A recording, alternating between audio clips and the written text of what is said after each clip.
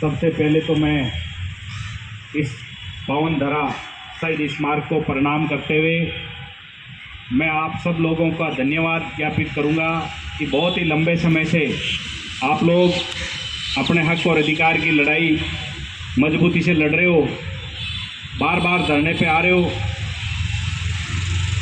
आपको बड़ी मुश्किल से धरने की परमिशन मिलती है, कई दिनों तक तो कमिश्नरेट के चक्कर काटते हो, फिर गांव ढाणी से उठ के और इस शहीद स्मारक पे आप बैठते हो। क्योंकि इस प्रदेश के अंदर सरकार की जो आत्मा है वो मर चुकी है। जिस प्रकार से भजन लाल जी इन युवाओं के ऊपर कुठाराघात कर रहे हैं और जो हालात प्रदेश के अंदर बने हुए हैं, चाहे किसानों पे हो चाहे जवानों पे हो, और जो पढ़े लिखे जवान हैं, जो बेरोजगार जवान हैं, जो अपने रोजगार की मांग करते हैं, तब सबसे पहले इन लोगों का उनकी आवाज़ को कुचलने का काम रहता है। जिस प्रकार से आज हालात बने हुए राजस्थान के, आप सब लोगों को पता है क्योंकि आप पढ़े लिखे शिक्षक हो। मैं आप सब लोगों से यही निवेदन करूंगा कि इस आंदोलन की धार को तेज करना पड़ेगा, आपको मानसिक मजबूत और होना पड़ेगा और संख्या बल आपको और ज़्यादा जुटानी पड़ेगी। क्योंकि ये सरकार बिना संख्या बल, बिना सिर गिने, बिना रोडों पे लाठी खाए आपके अधिकार आप प्राप्त नहीं कर सकते। साथियों मैं इतना ही कहना चाहूँगा कि इस धरने की रूपरेखा अब आप लोग बैठ के तय करके बदलें। क्योंकि चाहे आप 7 दिन बाद दो, चाहे 10 दिन बाद दो, लेकिन धरना मजबूती से लंबी परमिशन ले और लंबे समय के लिए बैठना। क्योंकि वैसे भी बेरोजगार हो, वैसे भी परेशान हो रहे हो पढ़ लिख के, तो घर बैठे इससे अच्छा कि शहीद स्मारक पे आप मजबूती से बैठें।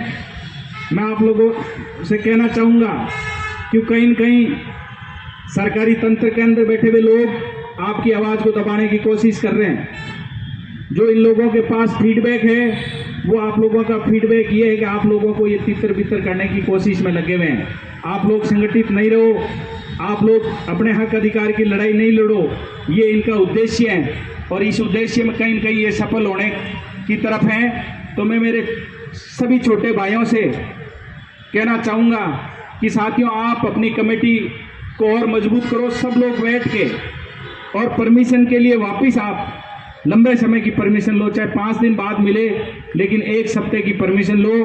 क्योंकि एक दिन से इन सरकारों की सेहत पे फर्क नहीं पड़ने वाला। साथियों सांकेतिक रूप से आप कर रहे हो, ये बहुत अच्छी बात है कि आप अपने हक अधिकारों के लिए अकेले ही संघर्ष कर रहे हो, आपका साथ देने वाला कोई नहीं है। आज की तारीख में आप लोग प्रदेश में दर दर की ठोकरें खा रहे हो। लेकिन मैं कहना चाहूँगा, मैं बात करूँगा किसान जवान की मजबूत आवाज़ हनुमान बेनीवाल जी से कि आप लोगों की आवाज़ पुरजोर तरीके से उठाएं। क्योंकि भाई साहब हमेशा हक अधिकारों के लिए लड़ने वाले लोगों के साथ देते हैं। और आप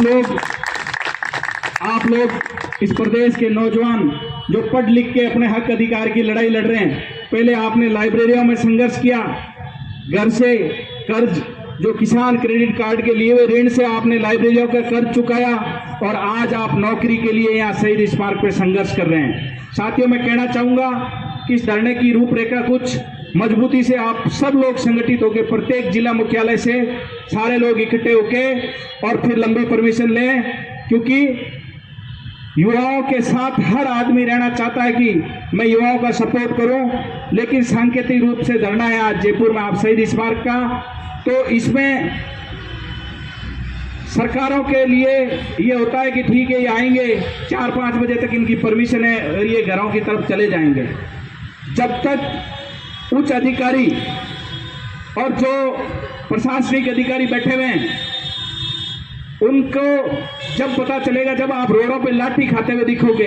क्योंकि ये हमेशा से होता है, हमेशा से ये रहा है कि जब तक युवा अपने हक और अधिकार की लड़ाई के लिए संघर्ष नहीं करता है और लाठी खाते हुए नहीं दिखता है, तब तक उनको लगता है कि नहीं हम इनको कुछ भी नहीं देने वाले। तो सरकारें हमेशा से ये रही है।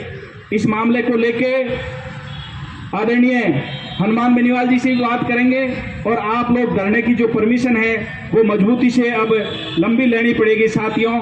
क्यों इस लड़ाई में, ये लड़ाई ऐसे आपको नहीं जीती जाएगी।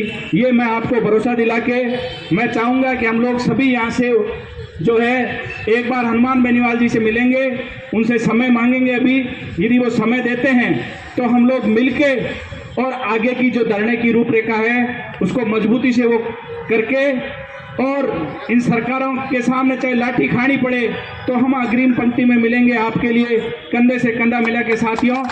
लेकिन हताश मत होना, क्योंकि हमेशा धरणों को कुचलने का काम हमेशा अधिकारियों ने और जो सरकारी तंत्र में बैठे हुए लोगों ने किया है। आपको मानसिक मजबूत रहना होगा।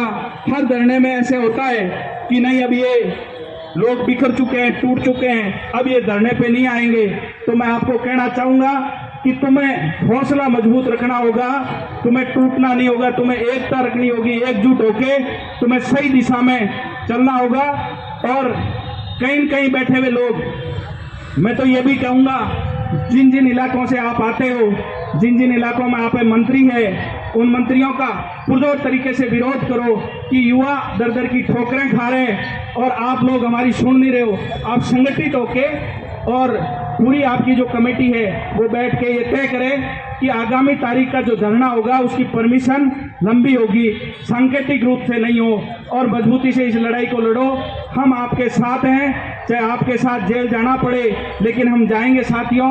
और मैं हनुमान बेनीवाल जी से बात करके और समय लेके अपन मिलेंगे, मिलके जो भाई साहब दिशा निर्देश देंगे उस अनुसार हम आगे चलेंगे।